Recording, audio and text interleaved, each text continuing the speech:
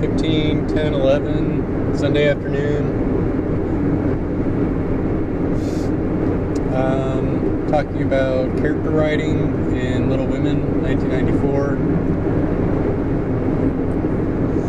So the characters are all pretty well defined. Most of them are actually static, but they're kind of multi-layered in their complexity. So it kind of makes up for the staticness of the characters. Because it takes, even though they don't go anywhere in their character development, the characters that are static take a while to have those layers peeled back to where you can see who they are.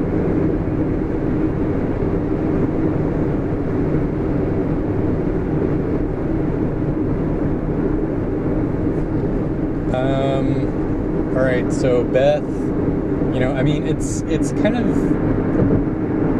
the side characters don't get as much screen time, but they get sufficient screen time to where, they're not just some character that could have been combined with a second character in order to create one that's more fully fleshed. Okay, fine, I'll get it. Get a new chance. Nobody can say I didn't give it to you.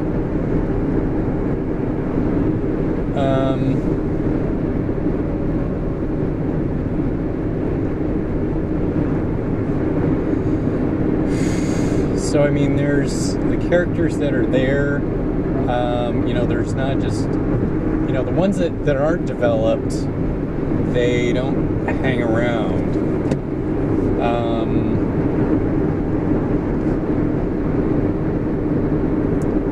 And they don't hog screen time. It's like they only have a character on screen for as long as it takes to develop that character. And don't just linger on this character that they've already explored as much as they can. In other words, they're not overextending themselves with certain characters.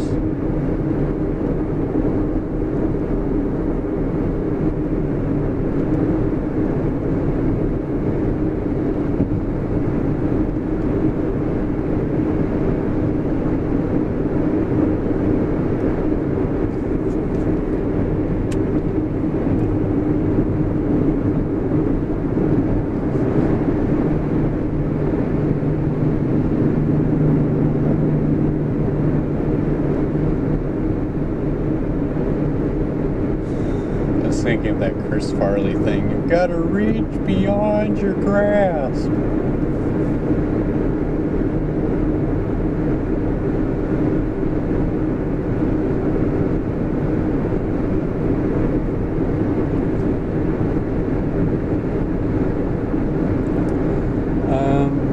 So Beth, is she a good character? Yeah. Is she going to make you cry? At the death scene.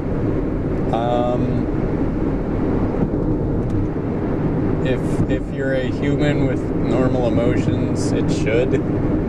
I think it's a good thing how they handle the character. It's, there's movies that try to be tearjerkers, although I think the only way you can qualify a movie as a tearjerker is if it actually ends up making people cry. If you label your movie a tearjerker, and you've got characters that you don't feel attached to and don't feel sad when they leave because those characters are underdeveloped or the situation is just pushing itself to be melodramatic, and you don't have an emotional connection with the character, or they don't give you any reason to cry over them. It's like, can you please just die already?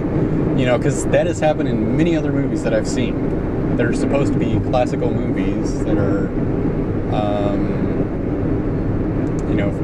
4-star movies or are highly regarded, and it's like, please just get struck by lightning or have your house catch on fire and burn down around you. You're such an annoying character, please leave. Beth isn't like that, because she's got enough emotional depth She's like a real person, and the acting, more than anything else, is probably what's going to keep you connected with a character. If they've got strong relationships with the other characters, and if there's a real reason why you should miss that character when they're gone, which means that, you know, they've got a role in the story to play. I think Beth's is what contribution she delivers to the rest of the characters is just kind of that she enjoys being around the other characters, and she's doing her best to help out.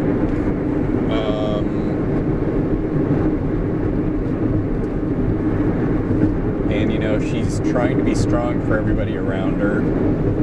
You can tell that, you know, she is happy where she is, in spite of everything that's happening to her.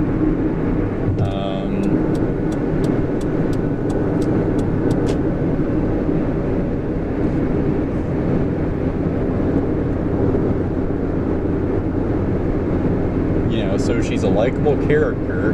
So, you know, of course you're going to not be happy when they kill off the Whoopi, which, you know, is a trope. You kill off the person that you're most attached to, that the characters most care about, you know, the one that's most vulnerable, and, you know, that the other characters have been fighting for, or that serves as their motivation. When you kill off that character, you are taking away their motivation that they've built up over time. And the person has to rebuild themselves. You know, in some movies, when they kill off the Whoopi, that makes the character turn into a bad guy. Anakin doesn't really kill off Padme. It's his, you know, it's kind of, he kind of kills her indirectly by killing off Hope, but really it's the Emperor that's killed off Hope. So it's really the Emperor's fault, but that's kind of what pushes him into a character-changing situation. In the books, prior to Disney Apocalypse, Chewbacca was killed off. Anakin was killed off. You know, in a lot of television shows, especially from what I've heard, I haven't actually watched it, Game of Thrones, they do this a lot.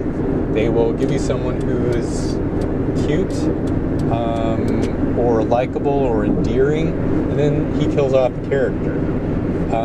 You know, that's a more realistic approach to life. You don't always get to keep the ones you love, and sometimes, you know, I mean, as long as there's mortality, it's going to keep happening.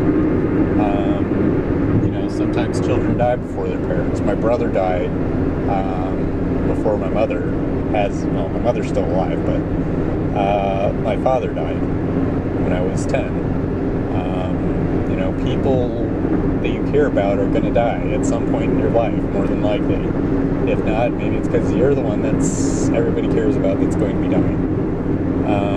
And if that's not the case, then maybe there's something in your life that, you know, has died, and, you know, that's why you're not missing of other things. But, you know, when you're dangling that carrot in front of people, that, you know, emotional thing that, you know, we're going to beat this, and we're going to win it, and we're going to be happier for it at the end of everything. You know, it'd be like in Snow White, if they'd actually, well, okay, they kind of kill off Snow White in that movie. But it turns out she's just in a poison-induced coma, I guess. Although, how she got nutrients and stuff while she was in that magical coma, I don't know.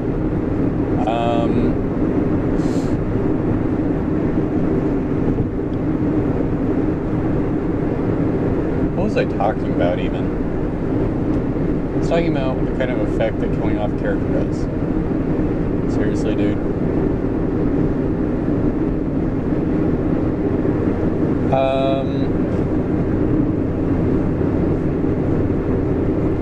But it changes Joe and it affects the other characters. It ends up bringing them all together. And her death actually does have a significance. And, the audience doesn't really, I didn't really start realizing, I've watched this movie, or this story at least, on 3 different occasions, or 3 different adaptations, and I think this is probably the one that's most effective, more than the other ones, in the way that that actor portrays that character, and you just see that that person's getting weaker and weaker, and you've seen that they've been dying for a longer period of time, and you get to see what that person means to other people and what those other people mean to that person. And so most of Beth's story centers around her getting sick and dying. Her character traits, a lot of them come from the fact that she's known for most of her life, or at least since she got scarlet fever, that she was going to be dying before everybody else.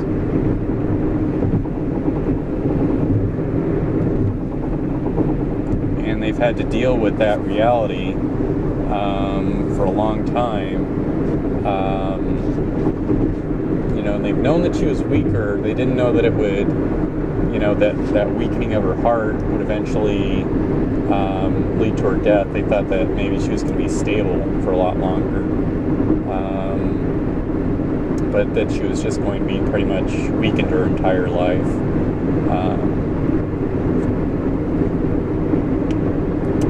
But they've kind of had to deal with her mortality before, so they're, more prepared for it when it actually comes.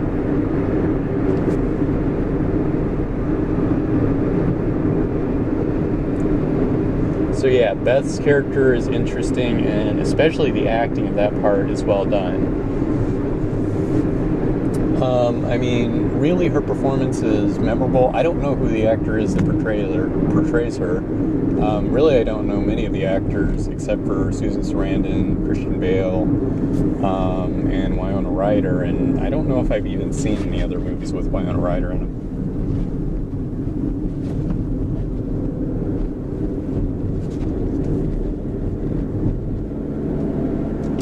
I'm really not concerned too much about actors, as other people seem to be obsessed about them, as I am about their performance in whichever movie that they're in, and the characters that they're portraying in that movie.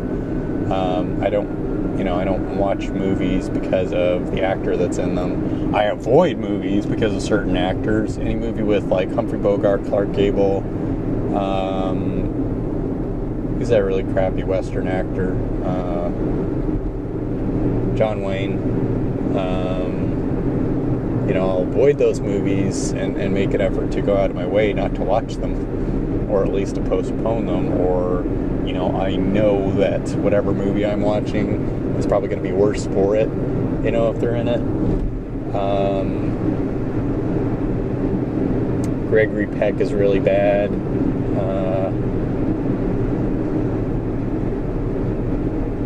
Some of the Barrymores are bad. Not really all, not all of them, and not in every movie that they're in.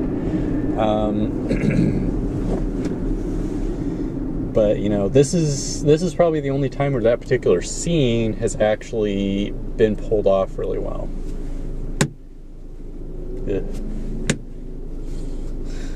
Like flipping down my mirror so that I can see who's like because the person back of me doesn't have their headlights on, but it's like, I think I'm better off not seeing that person. Yikes, lady.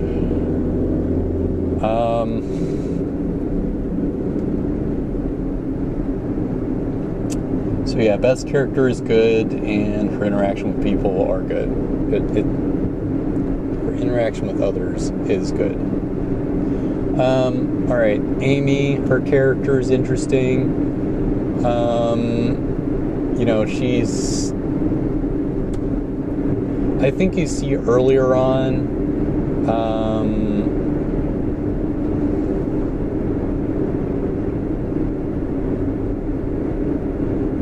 she's really reluctant to learning things. And it's funny because, she does change a little bit, even when she's younger, because she gets kind of taken in by Aunt March, and that changes who she is. And it's also kind of surprising, too, because Aunt March is really super, more than any of the girls, she's kind of more conservative or more focused on, I guess, her Christian walk and stuff. But Amy doesn't really get so much into that as she is into high society and in the arts. You can do both, but her focus is really more on those things than on Christianity.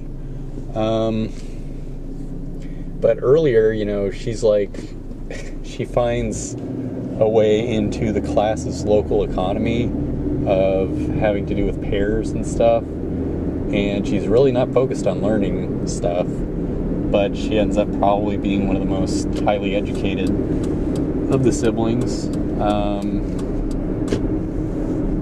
I think, maybe. Actually, I don't know if that's the case. I think she just has her education more focused on, at least it's hinted that, when she's reading to Aunt March.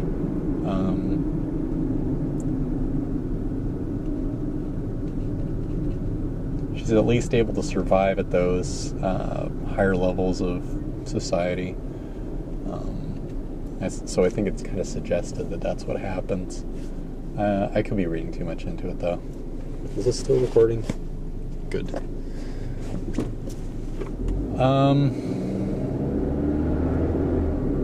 I haven't really talked much about Lori.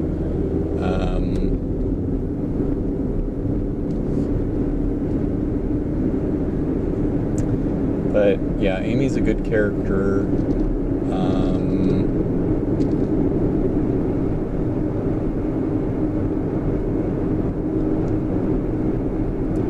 You see that she's not totally content with where she is in life.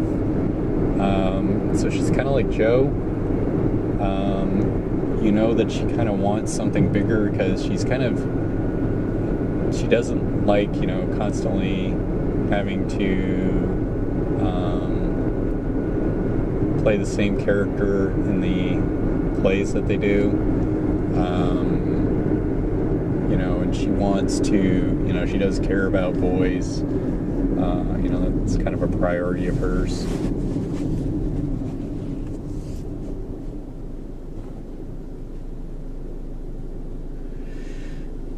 Okay, so I didn't realize it before, but there's kind of an awkward age gap with Amy and Lori. So I'll probably talk about Lori next, his character. Alright, so Lori starts out as kind of this mysterious boy next door, and the girls get to know him, and it turns out that he's really none of the things that they think he is. But the things that they're kind of projecting onto him really tell you a little bit more about themselves and what it is that their aspirations are.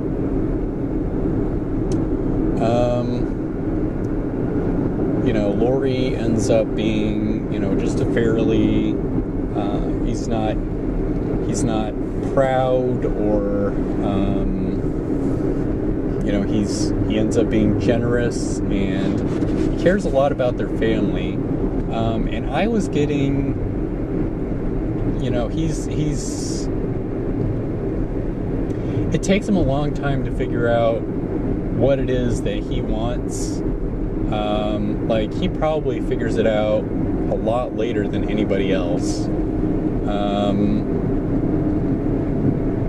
I mean, he probably figures out what he wants, maybe last before, like, even Professor Bear and Joe figure it out.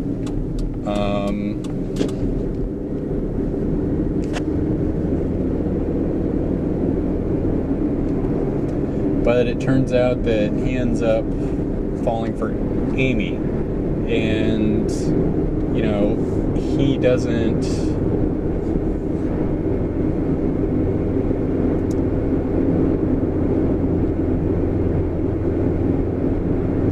he ends up forming that connection very quickly once he realizes that that's what it is that he wants at that point in time.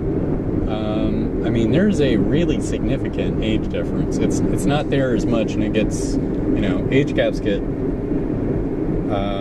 less and less significant as you get older. Like, say a 70-year-old and an 80-year-old got married, that would be, I mean, I don't think anybody would really think twice about it. Now, if it was a 20-year-old and a 10-year-old, you wouldn't be thinking about, is this awkward or not, so much as, why is this guy not in jail?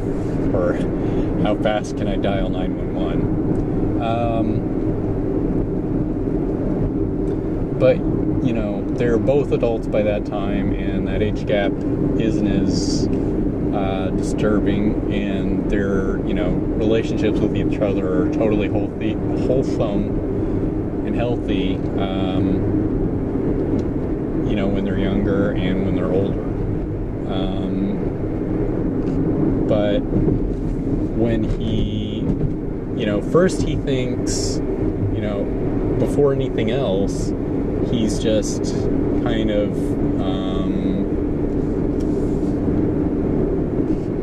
probably taken with, I'm trying to think if it's Joe or May that he ends up kind of being engaged with. Like, not engaged, I mean, like, meeting and getting more involved with. I think it's Joe before May. He never really falls for May. He's concerned about her being true to herself,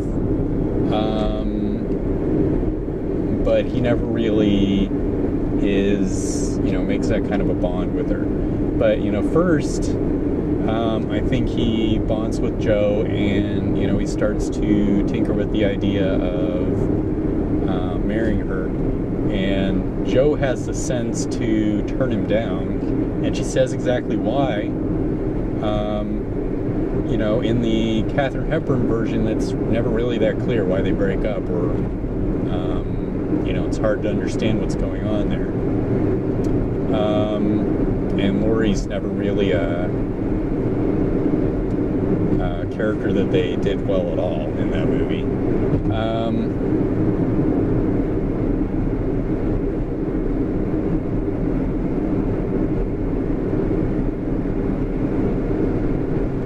I should have probably gotten gas earlier.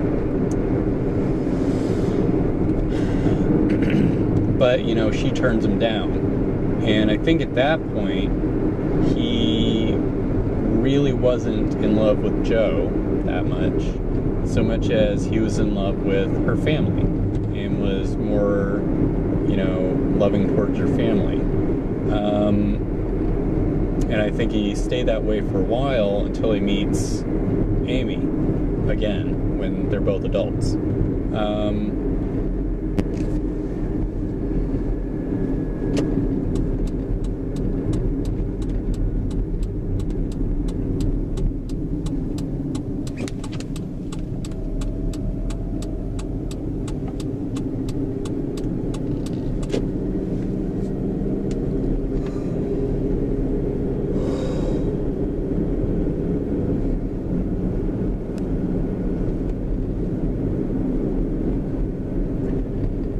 And then he realizes, you know, once he's met her again, that, you know, he likes her family and, you know, he cares about her family, but, you know, the one that he really, you know, he's not really interested in marrying her family. And, you know, he says that to her face, and you know, but she doesn't really believe him, and he writes her a letter, and after he's written her the letter, you know, Amy realizes that, okay, yeah, I get what he's saying, and I agree with what he's saying now, and she feels the same way about him. You know, so once it's reciprocated, and, you know, once they both got that cleared up, then they have a relationship together. So he's a complex character. It takes a while to figure out, for him to figure out who he is, and it takes a while for them to show who he is.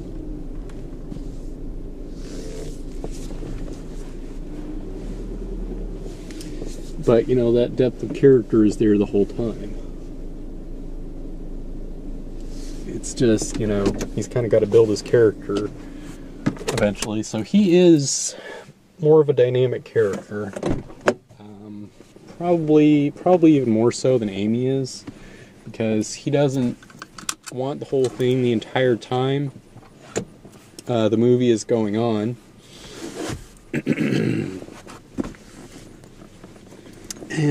Neither really does Amy.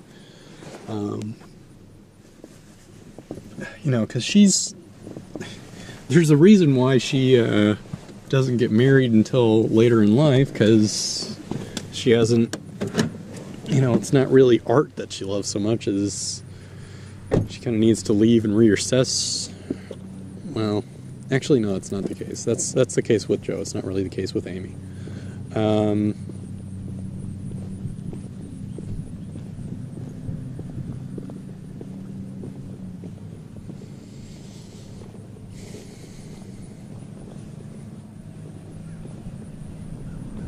I gotta do some stuff.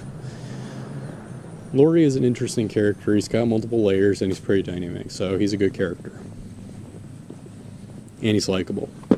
Christian Bale's acting is good. It's kind of a shame that people really only know him from American Psycho and the Batman series. I'm gonna go out.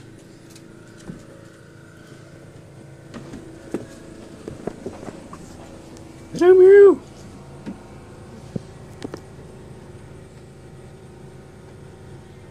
What do you smell? Okay, this thing is done.